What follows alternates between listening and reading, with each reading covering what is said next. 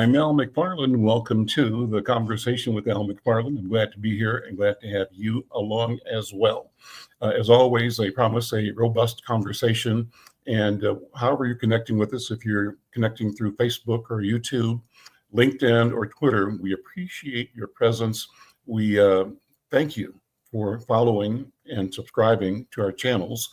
We want you to be part of the conversation. If you have a question or comment, leave it in the chat and we'll try to respond, making sure that we are paying attention to what's important to you. I want to remind people that next week, starting Monday the 19th, we'll be broadcasting live from George Floyd Square. It's going to be exciting. We're going to be holding forth at the Worldwide Outreach for Christ Church at 3808 Chicago Avenue South. It's right there at George Floyd Square. We've arranged to have a number of people, both locally and nationally, even internationally, join the program to give reflections on George Floyd and what happened, what has happened since George Floyd and how we heal as a community, how we go forward. So it's going to be pretty interesting. Mark your calendar, and we'll be having more information about that as we go.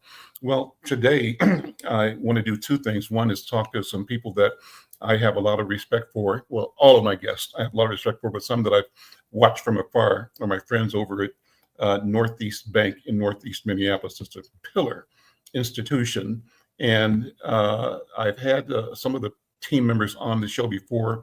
It's a pleasure to have them again. Let me begin by asking my friend Suzanne Sjoselius to come on board and help me introduce our other guest, Eva Rasmussen and Tom Beck. Sue, how are you doing? Good to see you, and thank you for facilitating, arranging this conversation. How are you?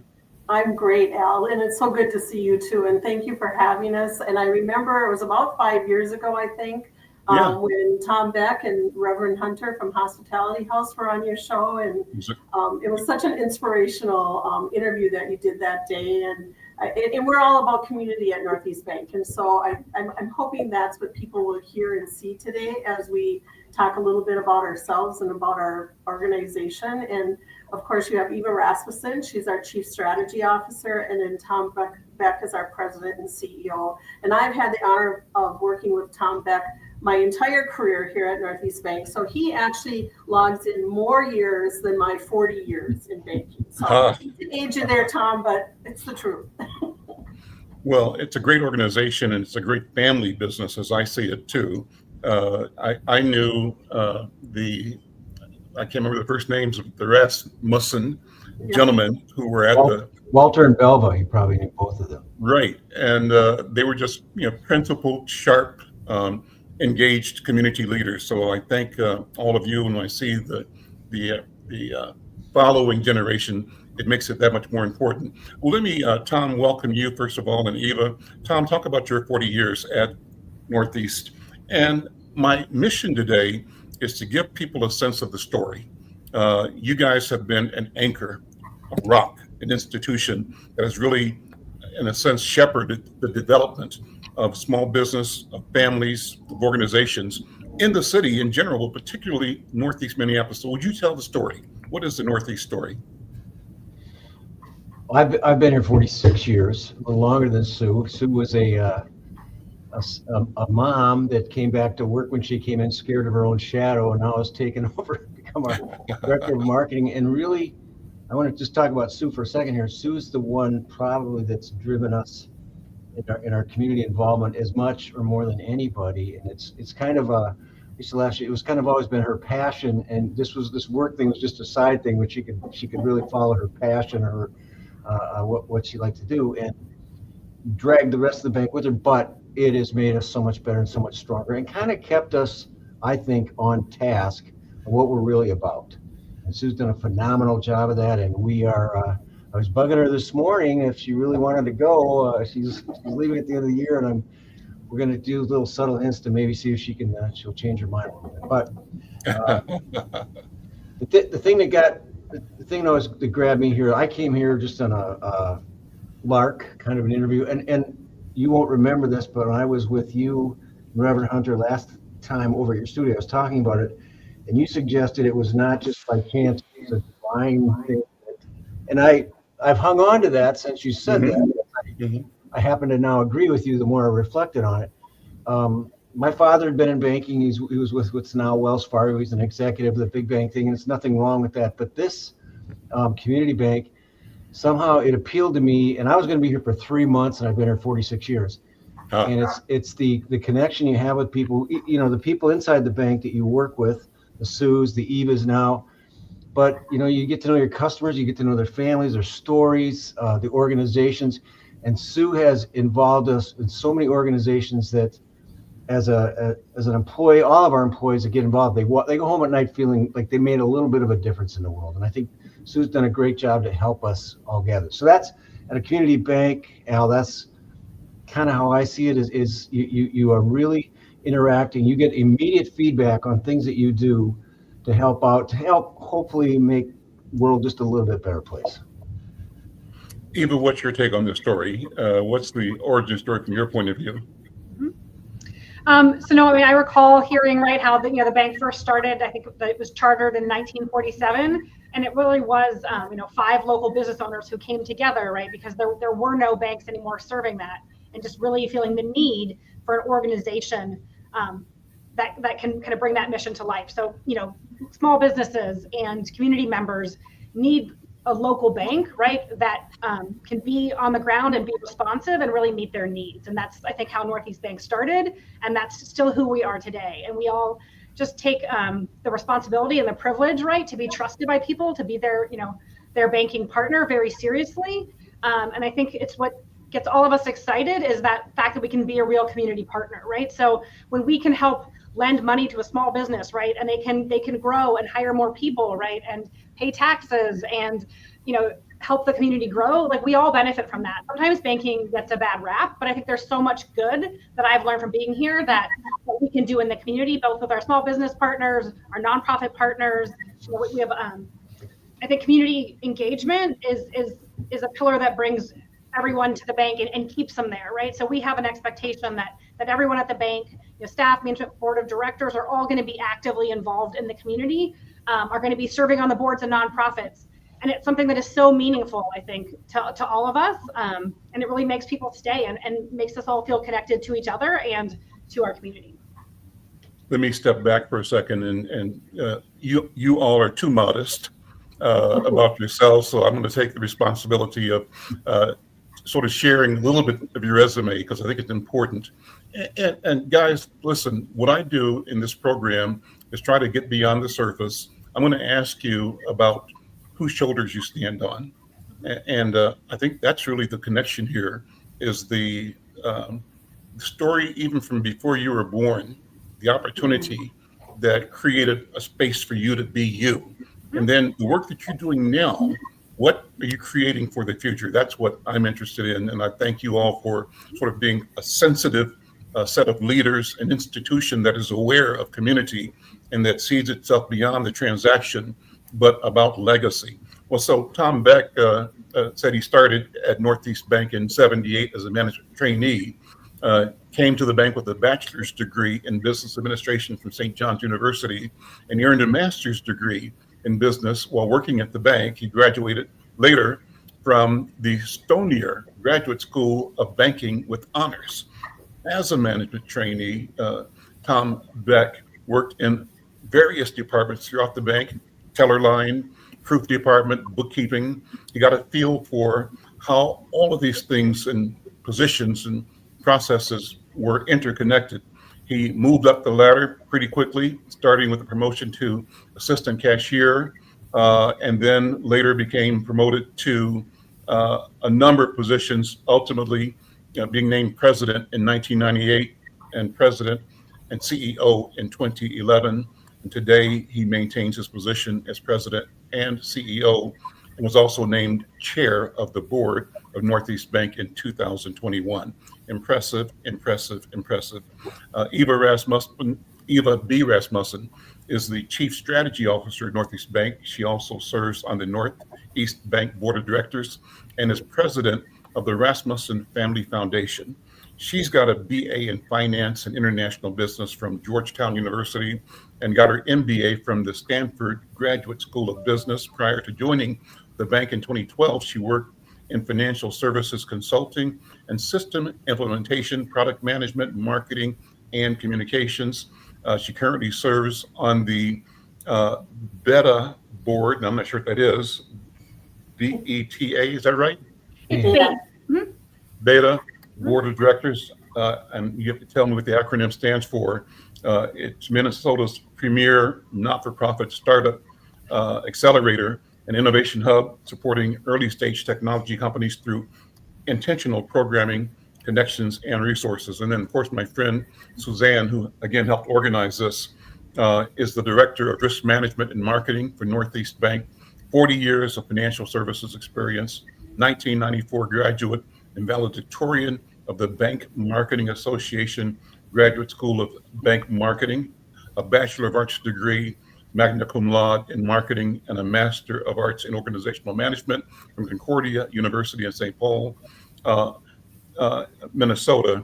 And she's also been awarded by the Certified Financial Marketing Professional designation from the Institute of Certified Bankers. It's a nonprofit organization sponsored by the American Bankers Association in Washington, D.C. Impressive. Sue, you're also a member of the Walter C. Rasmussen Northeast Bank Foundation, responsible for developing the foundation's annual budget and a list of grant recipients. In your capacity at the bank, you're also the designated, these are acronyms that I don't understand, so I'll admit that. BSA CRA, what is that? Let me stop.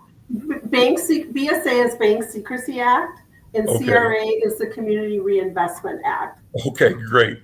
Complaint resolution and compliance officer, is also a vice chair of the Southern Anoka Community Assistance Food Shelf and Thrift Store Board of Directors located in Columbia Heights. Well, that's all called service. So let me circle back around. And I want two things to happen. One, keep talking about the bank, the role it plays, and maybe some stories that you are proud about, successes in building, families and communities and networks and businesses. But think about how you were made for this moment. So let me start with you. Whose shoulders do you stand on, and where does the passion that you have come from? Thank you, Al. Well, I think for me, and I would be remiss if we didn't talk about it, is to talk about Northeast Bank as an employer. And like Tom said, when I walked down the hill in Columbia Heights to our Columbia Heights location and applied for that job 40 years ago, I was terrified. The woman interviewing me actually reached across the desk and said, "It's okay, I'm not going to bite you." But like you said, I was afraid of my shadow at that time. I had no idea if I could have any role in banking. Started as a very part-time drive-up teller, loved interacting with the customer. Actually, I fell in love interacting with the customers. That was one of my favorite things about banking. And honestly, once I moved to the Minneapolis location, I reported to Tom Beck, and he kept saying, "Sue, you need to go to school." Now, in my family, I didn't have that opportunity. It wasn't a given that I got married at 18. I've been married over 50 years. So I didn't have that opportunity when I walked in the door, and Tom just kept saying, "You can do it." And I kept saying, "I don't know if I can." And so to me, I think that is one of the best stories about Northeast Bank. And sorry if I get emotional, but they helped support me through that whole education journey, and financially and emotionally and every other way.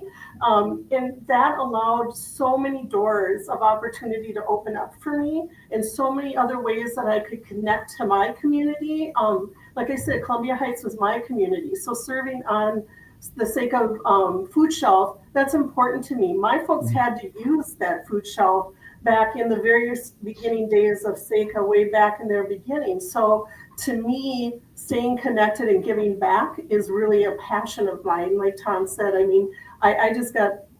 feel like I believe it was divine intervention as well. And I have been blessed along that journey and have enjoyed every moment of that journey. And I want to make sure people understand those opportunities are still out there, and banking is a wonderful a field of employment for people to consider, because there's so many different jobs within banking. And I want people to hear and understand that. And so, you just have to find your right fit. Go and test them out like Tom did. He went through all the different departments, and obviously they knew he was management material from the beginning. So anyway, that's my story, and that's my part of my journey. So it's a great story.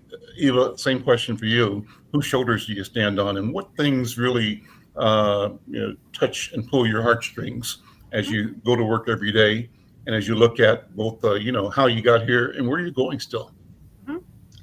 Well, I would say, I stand definitely on the shoulders of my parents. I'm the child of immigrants. My parents were born and raised in Sweden. And I'm born on the 4th of July, so kind of, right? So they came to the U.S. for my dad to go to grad school. He went to Michigan State and studied hospitality management. And then, their plan had been to go back to Sweden, but they just realized that, America is a really special place, and there is more opportunity here. And, they had my sister, maybe were pregnant with me, and decided to stay in the U.S. and just knowing that there'd be more opportunity here. So they always instilled in me that, right, kind of if you work hard, through education, that you can kind of do anything, and any opportunity can be open to you. So, I believed in that. I always loved learning too. So the fact that, to be encouraged to get an education, and you had the opportunity to do that through a variety of financial aid and scholarships, et cetera, was just a great opportunity to go to DC to meet other people, to kind of to learn about different things, and just also kind of through that opportunity. Also met my husband, who's had a strong impact to me. He obviously kind of brought me into the Northeast Bank family, to his family, and to Minneapolis ultimately. But I have to say his mother-in-law, right? So my late mother-in-law, Belva Rasmussen. I'm sure you'll hear more about her, but she just truly another amazing individual, right? And she also kind of had that same belief in the importance and focusing on education and making the most of yourself, and really connecting and caring about each other, right? So we're all in this world together, right? And we all need to look out for each other. And so I think and do what we can to help, right? And so don't be afraid to use your power for influence for good in the community. And so I think really she was very, very proud to be a part of the Northeast Bank organization, right? So proud of our team, and just learning from her the importance of, taking care of each other, right? Connecting with each other. It really is those relationships, both the relationships with all the people who work at the bank, and then with all of our customers and community partners. How much we all get from that, and how it's kind of our obligation and responsibility to kind of lean into that. And you can't help but feel good about that. I think we all know that when you volunteer, when you give to others, you get just as much, if not more, in return, right? That's right. So, That's right. Awesome. I'm going to circle back and ask you both about the future as you envision it and as you feel. But Tom, let me sort of ask you the same questions again. And I want you, Tom, if you would, to talk about the details of the bank, the bank's growth itself, sort of where the bank started, how it has grown, and where it stands now. Suzanne mentioned the employee, the workforce, right? And Eva's talked about partnerships and community. But talk about those things, if you would. So when I walked in the door here in 1978, and I was a management trainee, which I've said is they have you do all the junk jobs that nobody else wants to do for a while. I was a teller for 2 weeks, and they kicked me off the teller line and said, "Get him out of here. He's killing us." So that's as long as they let me stay back there. But it was a $30 million bank, and Sue and I were kind of laughing today because I posted a general ledger by hand. It took a half a day. Now you press a button, it's done.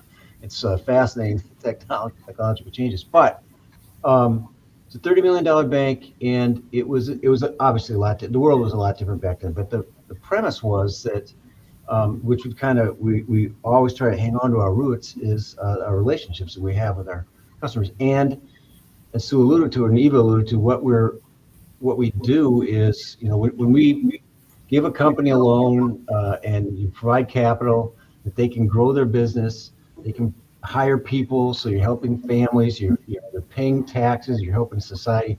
And Sue and I have talked about this over the years a lot, especially in a row. We have this mantra: no margin, no mission. We have to be profitable to be able to do the things we want to do. So kind of what I worried about, and then Sue would kind of worry about the mission part of it. But I watched this growth and take place. So Eva's late father-in-law, who she never met, Walter Rasmussen, was sort of an early mentor of mine. He saw something in me, and he pushed me to go back and get my master's degree and pushed me to go to graduate banking school. He got sick and passed away, but I'd also started a relationship with Eva's mother-in-law, who passed last fall, Belva. And Belva and I formed a connection, and it was the world changed a little bit for the dynamics of our bank. Walter was an old school guy. It was old, kind of carrot and stick kind of approach to that. But Belva was different, and she was much more about. She gave me the opportunity of a lifetime to become president of the bank, but also it allowed me to she allowed me to run it and reinforce to run it the way I wanted to run it, which was I don't know, for lack of a better term, a kinder, gentler. I wanted a place that people wanted to come to work at every day. It's a job, but sort of were excited about it. I've always had this thing. I said, if you can't sleep on Sunday night, get a different job. Something's wrong. I wanted a place where you felt like you were adding something. It was a meaningful deal. You were doing something, and encouraged, as in Sue's case, grow as an individual. Get your education. Take your career at work and go. Sometimes it might not be here. If you need to go somewhere else, we get that. But we're going to invest in you and try to help you grow as a person. And consequently, what would happen is, I think, Al, if you like where you work and you're excited about it, you're going to do a better job. You're going to be more concerned about the customer, more concerned about the direction of the bank. You're part of a team, and it just works so much better that way. And not, Belva and I probably kind of set that in motion, but then people just started coming and they embraced that, and it has grown and expanded. So now we're an $800 million bank. Still, oh boy, very involved, but we're a critical mass that we can really have some serious impacts on our community, on organizations. And the thing about that I've learned, being an old guy now, is young people are coming in, they want to leave at night feeling like they made a difference. They want to feel like did my time today move the needle at all in society? And Sue and Eva are really good, and Sue spearheaded this for years, about offering our employees that opportunity. You need to take a day off. We'll pay you. Go work at the food shelf, or go work at Habitat Humanity. Get that feeling. It enhances their job experience. So collectively, I think as an organization, we've done a really good job at that. And we get people that kind of want to come here and want to work here and be part of that, just kind of part of that dynamic. So it's been really rewarding, Al, to watch that take off and grow. And I'm kind of in the bleachers watching a little bit now, but it's wonderful to see and all these people embracing it and running with it. When Eva came in, I brought her in kind of subversively. I think I kind of lured her in here because we were, from a technology standpoint, we had a little gap, and that was her deal.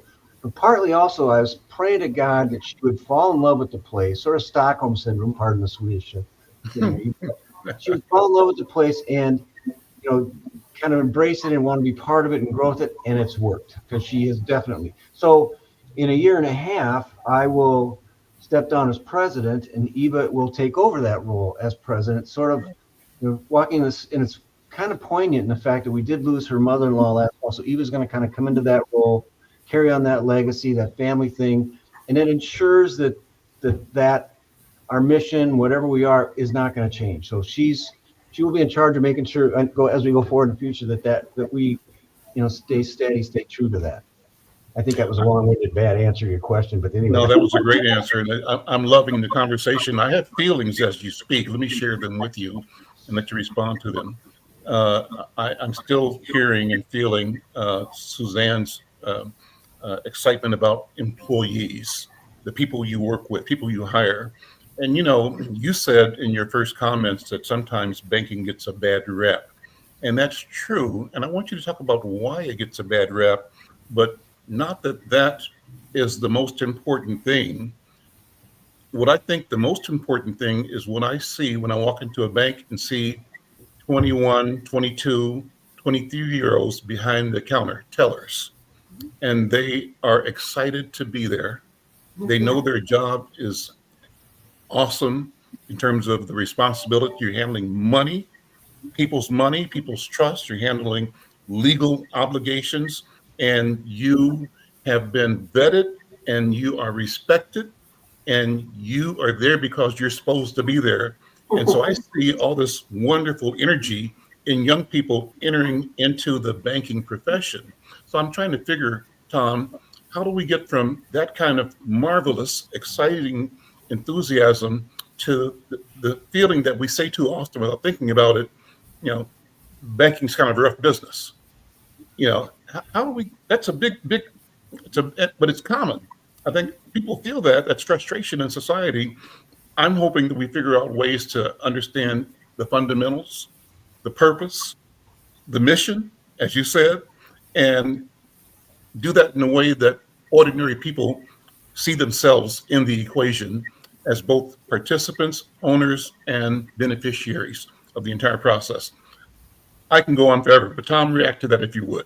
Okay, there's been a number of instances that members of our particular fraternity haven't been the best behaved. They haven't, and they paid the price for it, but it tarnishes the entire industry. I think it was interesting to me, Al, a couple of years ago when SVB Bank failed out in California, and I watched the news and every bank's in trouble and they're all doing this, and I said, well, no, that's not really true. There's a narrative, and everybody deals with it. You get portrayed in the news or the media a certain way. We can't do anything about that. But and there have been guilty as charged some in our industry that have, I can name many sorts of sure. They didn't put the customer first, and it was all bottom line and churn and burn or whatever. So we've kind of avoided that. Ironically, by employing our strategy, we're very successful financially. Funny how that works, but we are, and it's just by tending to business, doing what we do well. But yes, also trying to create an environment. We all know that. You walked into a flower shop over the weekend. I know I paid way more than I should have, but the people were so good and so nice, and the service was so great. I was okay with that. My wife and I were fine with that. But you get an experience. That's what we're trying to do. And you touched on something really important. We're dealing with people's money. Mm-hmm. We treat that with respect. Yes. And we treat that with honor. We understand, especially historically in our community, it's often been like, blue collar workers, they're scrapping along, trying their best, and they're saving up and they're trying to make a better life for their kids or whatever. We get that. And we try to help them, and we try to be very respectful of that. So we instill that in our people. I think our people get that. I think our people buy into that. So we work really hard trying to differentiate ourselves a little bit and not be thought of. We can't do anything about some of the sentiment that's out there. We get that. It was interesting. I used to buy suits from a certain clothing place, and I watched a national ad, and they had bank in their name, so I'll tell you who it is. And they said, we're different than other banks. We actually care about you. I wrote their CEO, and I said, that is offensive. You have customers, and why would you do? And they backed off. And I thought, that we can't do anything about that. So all we can do is take care of our little corner of the world and try really hard to create a good experience for our employees and to give value to our customers and try again to change the world. The thing about what we do in the community is actually good business. It makes sense. The stronger our communities are, the better it will be for us. There's a synergy. If they're doing well and are successful and people are successful and you kind of lift them up, it's just going to be better for us. It's a smart business move. Ad nauseum, our employees get sick of me quoting Peter Drucker, and Eva kind of referred to some of his strategies, but it's really true. Is just an old philosopher said, you have a social responsibility to make your community stronger as an organization. We embrace that. We think about that. So hopefully through the years, we have, I think our press, our coverage has been pretty good, all in all. And I think that our community, which is the most important, our customers, they know, we're going to get snagged once in a while, get caught up in something, but they know, that's really not who they are. They're different. I think that comes through, unless I'm missing something, but I think we get that. Well, let me ask you, how is the community changing? You've been stewards of the community for a number of years now. What do you see as the defining characteristics of the change of the character and the opportunity and the development of Northeast Minneapolis in particular, but of our city in general? Because we're really, even though we're site-based. Our relationships are broader now than they might have been in the past. So how do you describe what has happened and what lies ahead? Sue, you want to go with that? Yeah, I can start with that, and then maybe Eva can pick it up, because I would say some of the biggest changes obviously is the technology, where back in the early days, our lobbies were full. In fact, we were laughing about Memorial Day coming up, and we used to have folks lying down the sidewalk waiting to come in and cash a check. Well, everybody does the ADP, right? I mean, it goes automatically into your accounts. And so keeping those relationships is so valuable, but it has changed because they're not always face to face with you. So it's, that's why the technology part is so important. Are we seamless? Is it easy for them? And yet, can they still pick up a phone and get a hold of you? And so that's one of the big things. Like I said, they're just not coming into the location as much, but the relationship is just as important. And like Tom said, our communities are so important to us, and they all have different personalities, right? I mean, depending on which location you're at in Minneapolis, each area has a little bit of a different personality. And that's why, personally, that's where our volunteerism and getting out there and having your feet on the streets is so important, because that's how you really learn how to meet the needs of that community, because you learn the personality, you learn what's important to them, you learn how to communicate to them, and how you service them. And I don't know, I think Eva should talk a little bit about technology, because she is the brains really behind most of our technology that we implement here. And we are very, very fortunate to have her on staff for that. That would be awesome. Eva, please go ahead. Sure. Well, thank you. Thank you, Sue, for saying that. And I guess I'll just share, I think that, right, what technology does, right, is that it helps us grow our community too, right? So now it's not just the folks, right, or the businesses or the organizations who are right around our banks, right? We can serve a broader area, right? So we can have more relationships and we can have a bigger impact, and that's really exciting, right? And so I think we do have, I think, strong, state-of-the-art technology. We're very competitive with what, a lot of the bigger banks do, but, obviously their technology budgets are multiples of ours, right? Many multiples, right? And we can't just do that. So it really is that mix of technology and that human touch that Sue mentioned that I think is so important, and that lets us differentiate ourselves. We hear this time and time again for customers, and this is part of why I'm so bullish on Northeast Bank and our opportunity. Is it really is, like, many banks say that they're relationship focused, and we can argue who is and who isn't, but we truly are. We truly believe that, we live that, right? And that makes a difference. So as we see more and more acquisitions happen, bigger banks acquiring other already pretty big banks, right? You have these small business owners who used to be, have this really high level of service, right? As somebody they could call, that they could talk through the challenges they're facing for their business, right? And they start to lose that, right? As control of those organization maybe moves out of the city, out of the state, out of the region, right? We're so proud to still be, locally owned and managed, right? To provide the right tools and purposes so people can understand their finances, they can manage their cash flow, they can plan out what they need to do, but they can also have a person they can call, right? They're going to have questions, issues will happen, and I think just knowing that they can first get on the phone, they're going to get someone's going to care, someone's going to get resolved, but they're going to have a relationship manager that they can talk to, can help make introductions to maybe other local business owners that might hear that you need to find a new attorney, right? You are looking for a printer, right? They can kind of help make these connections of depending on the person, the industry, the business, what they might need, but they can help introduce other trusted partners, right? And they can really kind of talk through their industry, their business, where it's going, what they might need to look at doing, different financing strategies to help them grow.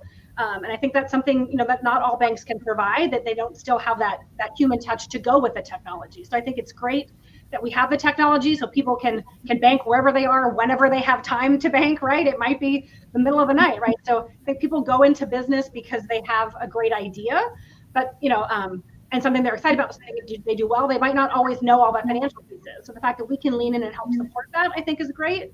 And another thing that I guess I would say maybe in how our community is changing is, right, I think, is that there's more opportunity for more people to be able to start businesses, right? And so that's really exciting, right? It's that opportunity for them to start and grow and scale a business and build wealth themselves, and kind of really opening that opportunity to more people in the community is, I think, really impactful. And I think that's part of what the bank does. That's part of my work with Beta. So again, it's not an acronym. It's just, I think that is they're focused on helping founders succeed and grow their businesses. A lot of it within technology is kind of like a beta product release. But it's that whole, they're trying to do the same thing of like, how do they really provide resources to people to help them figure out how can I grow and scale a business, right? And kind of help, grow success. So I think that there's a little bit. Al, another thing that's really changed, I think, over the years too, in mine and Tom's 40 years of banking, is really the fraud and the cyber threats that we all face. And that's been obviously, especially since COVID, we just have seen so much of that. And so wherever we can instill those partnerships, even with our customers, so that they know it's really us that they're talking to and not some AI person, or, there's just so much of that going on out in our world right now. Mm-hmm. And so we're always trying to prevent that loss for our customers and mm-hmm. protect their information and everything else too. And I know Eva is working hard at constantly bringing in new products that can help those business owners with that as well, to help minimize or mitigate those threats against their companies and against the bank as well. So, that is a big difference. It used to be just check kiting back in the early days. Now it's all kinds of different types of frauds that the fraudsters participate in. So sure, and because they have the technology as well. And they're smart. Yeah. And they're smart. Yeah. Listen, let me close this out with this last round. Where do you see yourselves going? As you spoke, I was thinking, at what point in time does Northeast become a takeover target, an object for a bigger bank to gobble you up? How do you guard against that? Or do you? Other side of the question is, what is your growth strategy? Do you see yourself buying other banks that you can refurbish, revitalize, and use for everybody's growth? How does that work? Sue and Tom, what do you think?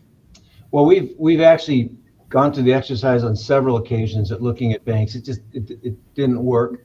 And I'll be honest with you, we are an attractive target for a lot of banks. Mm-hmm. And it's a possibility at any point in time. I don't think it's a probability really right now.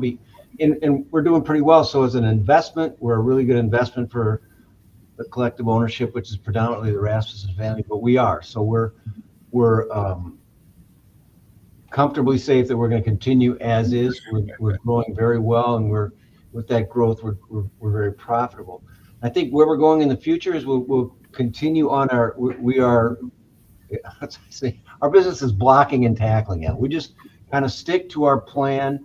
Don't get outside the lines too much. Don't do stupid things. Kind of just do what we do and tweak things here and there. Like you'll find a new product for us to offer, something like that. But mostly just kind of stick to our basics.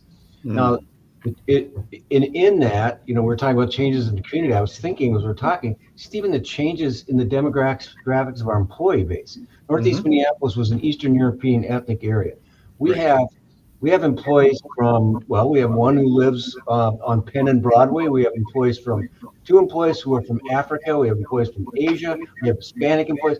We've really changed, and we look more like the community as it's changing too, which is a really good thing. I think people, we used to want to have somebody that could speak Polish years and years ago. Now we have somebody who can speak Spanish, so it's really a good advantage. So that's been a really kind of fascinating and really kind of positive and cool change that's taken place in the community.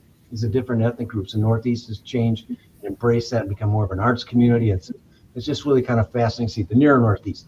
But we're also out in the, in the suburban areas and across the river into North Minneapolis. And, mm-hmm. The things we've done over there have been fascinating. And Sue we touched on those real quick, but, we tried different housing things that weren't well. Now we work with the organizations. I think that, when Sue connected with Reverend Hunter, we got in the hospitality house, which when I started learning about it, this is like the coolest thing ever. It's like, Reverend Johnny Hunter was a saint. I think that, doing what they're doing over there. So trying to get involved in that kind of stuff, trying to expand, and we'll continue to do that. Try to reach out. Eva and Sue with the foundation have reached out to different places that are hurting. We found out it's a food desert up in the Canada area. We're trying to help out with that. Things like that. That we'll keep doing. And as long as we're making money and our good return on investment for investors, I don't think that changes. We'll just kind of have a nice growth and keep being involved in our community. That's how I see it. Yeah, I would say Now, that. but I'm retiring, so I won't be here, but what I will say, our communities will be much better off with Northeast Bank in their communities because, as Tom said, we have the whole 40 years and plus that I've been here, we've always supported our communities, and we support over 130 nonprofits on an annual basis. Our folks volunteer over 3,500 volunteer hours on an annual basis. Our communities are just much better off with us as a part of it, as Northeast Bank as a part of the community. And what I'm hearing is it's the margin and the mission. They go hand in hand. You got to have the margin in order to do the mission. Listen, we're out of time. Thank you all. Thank you so very, very much. Thank you. And I don't want this to be the last time, and I don't want 5 years to pass again. Sue, Tom, thank you for your leadership, your service, and Eva, congratulations on your continued ascent. So I'm expecting to be in close contact with all of you as we go forward. Thank you again so very, very much. Great to see you, Al. All right, take care. I'm Al McFarlane. This is The Conversation with Al McFarlane. I continue with another important conversation. I've got great people standing by to talk about the politics of our community. And right now in the room, I have Andrea Young, and I believe who's here is Miles Wilson. Yeah, there he is, Miles Wilson. I think Andrea Young is there. If she there, Andrea, thank you both for being here. We've invited other candidates for Fifth Ward City Council to be in the program as well. They may be joining us, they might not. But thank you for being here, and thank you for your patience. Thank you for your desire to serve our community. To turn your phone around the other way, Andrea, you're sideways. So there we go. There we go. So last week, I think, a week before last, was the convention for Fifth Ward. And I live in Fifth Ward, North Minneapolis. I've been a resident here for 50 years almost. And I've watched this community develop political leadership. I've watched it change. And we're at another inflection point where change is at hand. The incumbent for the Fifth Ward is Jeremiah Ellison. He's decided not to run. That seat is open. 5 people have participated in the DFL endorsing convention, and 2 of those are here right now. What I intend to do is have conversations as often as we can with these candidates and others, because I think the issues that are at stake are so critically important. So let me welcome you both here. And if other members who we've invited, they might or might not have gotten the information in time. If they show up, we'll bring them in. If they don't show up, we'll bring them back later on. Miles has been on here before, I think, but Andrea hasn't. Andrea, let me start with you. Introduce yourself, please, and how are you doing? And thank you for being here. Unmute, Andrea. There we go.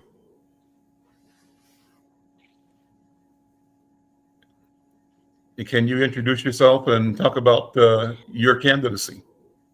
I think we lost her. Okay, technology. Miles, you're there. We'll do it. Jump into it. How you doing? I am well, and it's so good to see you again. Absolutely. So well, thank you. Let me have you walk through what happened at the endorsing convention. I think 2 Sundays ago, right? It was last Sunday. Sunday, I'll be more specific. It was Sunday, May 4th. So not the Sunday past, but the Sunday before last. Right. So first of all, let's do some politics 101. What is the endorsing convention? Why is it held? Who comes to it? And what is the objective of the convention? Absolutely. So the endorsement convention actually has a 2-step process. The first step of that process is the caucus process. And then we get into the convention, which there's time in between those 2 periods of time for the endorsement. The caucus process is the initial process where, as a candidate, what you're trying to do is bring your supporters to that caucus process so that they can sign up to be delegates within your ward. It's broken down, the ward itself. So our ward, Minneapolis City Council, City Fifth Ward, is broken down to 9 different precincts, and each precinct has a specific number of allotted delegates that can be that can represent for the convention. Now there's alternatives for, folks that maybe can't make it to the convention, things like that. But high level, the idea is to bring your supporters, to get as many supporters as you can there to support you at the caucus, and then they'll show up at the convention on your behalf so that you can get higher vote turnout at the convention. So the convention that happened on Sunday, May 4th, it started at noon for roll call, basically for the DFL. And by the way, this is all for the DFL endorsement, the Democratic Labor's endorsement. Registration started at noon. And from there, I think that it went to about 8 o'clock that evening. So it was a very long day. Let me jump in here. In history, one of the tools of running a convention was to outweight the opponent. And so you'd have 8, 9, 10 ballots sometimes, and minutes in between, or half an hour in between. But if somebody shows up at 11 o'clock to set up for a noon meeting, and then have to stay there till 8 o'clock, people have kids at home, they have jobs to go to, they have appointments they've made, and sometimes attrition takes a toll, and the one who's organized for that is the one that prevails. So just that's an aside, but go ahead. Absolutely, I would agree. I mean, as a candidate or as a campaign team, I couldn't have done that process by myself for any level. As a candidate, as a supporter, as a delegate, it really does take that team effort, and it shows how much people do come out to support. Because you're right, you're asking for people to spend their day. It could be ours fell on a Sunday, on a day where people have families, people have work, people get tired throughout that process. So you do your due diligence as a candidate to make your support, to make everybody kind of feel comfortable, to show just as much support back as well as receiving that support. It was, but that's the process, is that we kind of waited out to get to a voting point where, the person with the most support in that process kind of comes out on top for the endorsement, which in our case, you need 60% of the voter turnout to receive the endorsement. And our convention ended in a no endorsement from the DFL. So when you have a no endorsement, it means that no one candidate crossed the 60% threshold. And it often means that there are 3 or 4 that are fairly similar, fairly close, that would be considered by everybody to be the top runners. And those would go forward. All will go forward, but there's an expectation that, these 2 or 3 might be the leading contenders. And so what are the next steps after the convention? Then what happens? So after the convention, so specifically in regards to our race, the candidates have a choice to kind of make at that point. If they, like you mentioned, do they want to continue their or suspend their campaigns? For us, as a candidate, I am continuing my campaign through the end of November or early November when the vote does take place. Our official vote takes place. But a candidate has that choice. From there, we kind of get on the ground and we get to, start to schedule things, meet and greets, community conversations, door knocking. You start organizing your field team a little bit and getting outside. Now that we're kind of going into those summer months as well, it makes it a little bit easier than in the winter time to kind of get out. But that is the process that we're going through now, is seeing who will continue to still run in our race. We have 7 candidates at the moment. And as far as I know, I think all 7 candidates are still, in the race to run through November, but that could change. The official time to register is at the end of June, I believe, as an official candidate for city council. And so what are the issues then? What are the things, as you have embarked on your campaign, you are discovering voters, residents of Fifth Ward want to know about, want to be served around? What are their interests as you are discovering? What I'm discovering as a candidate and as somebody who's getting in touch with constituents and residents of all sorts of types, as we just kind of heard from Tom and Eva. The Fifth Ward is very diverse, and that's diverse from culturally, that's diverse from financial gaps, that's diverse from what their role in the community is, whether they're a business owner, an organizational leader, or a homeowner or renter. And so, what I've been hearing is that people are yearning for more, support from city council where they can voice their concerns, their ideas. There are the types of concerns that I'm hearing are range from public safety to constituent services. So just being, responsive, support for our businesses, support for our elders, our young people, so it's what I'm hearing across the board.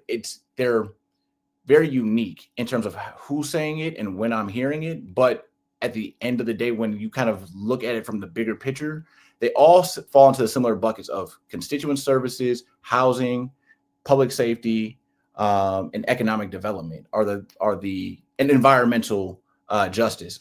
I would say are the 5 major concerns that I'm hearing overall.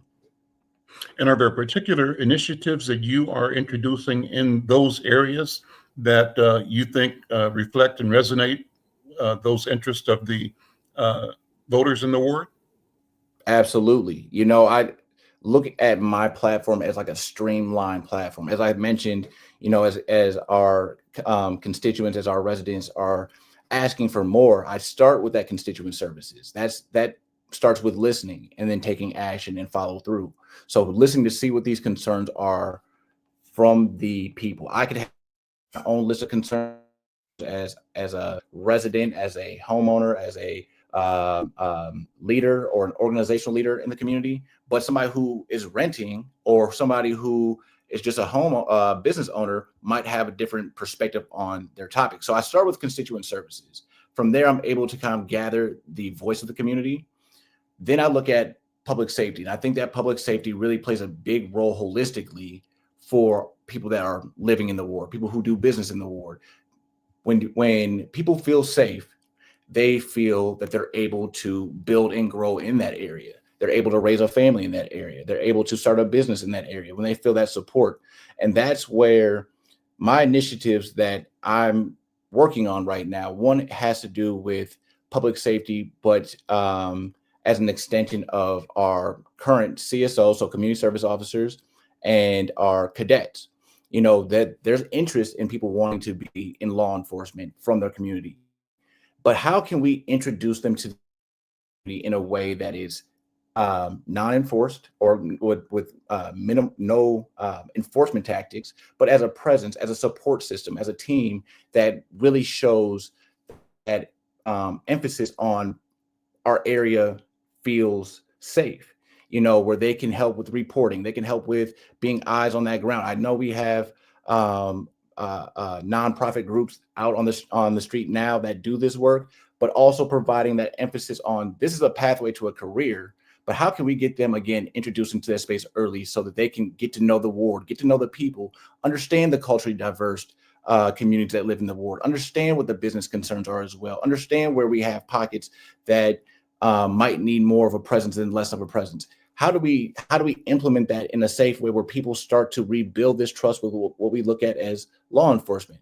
So I'm putting together a plan and a pitch deck to present to the Minneapolis Police Department leadership, as well as the police unions, because there's 2, as well as the community itself, to get the feedback on that. I want to get their input before I move forward with this idea, just to see what they feel.